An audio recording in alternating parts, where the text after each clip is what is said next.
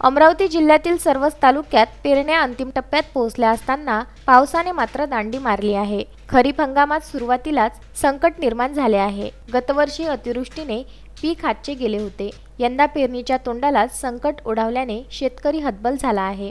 यावर्षी पाऊस चांगला राहणार असा अंदाज हवामान खात्याने दिल्यानंतर जूनच्या सुरुवातीलाच पावसाने हजेरी लावल्याने अमरावती जिल्ह्यातील शेतकऱ्यांनी काही दिवसांपासून पेरण्यांना सुरुवात केली। तालुक्यातील पेरण्या अंतिम टप्प्यात पोहोचल्या आहे। सोयाबीनसह तूर आणि कापसाची लागवड सर्वात जास्त असून तालुक्यात अद्रक आणि हळद लागवडीकडे शेतकऱ्यांचा कल वाढत आहे। परंतु गेल्या 3-4 दिवसापासून पावसाने विश्रांती घेतल्याने शेतकऱ्यांच्या हृदयाचे ठोके वाढले आहे।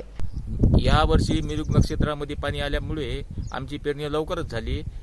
पेरणी होऊनही आमची पेरणी व्यवस्थित निघाली। व्यवस्थित निघून पाण्यानं दडी मारल्यामुळे जराशी पाण्याची आम्ही वाट पाहू लागलो। निसर्गानं जर साथ दिली तर आमचं चांगलं होईल।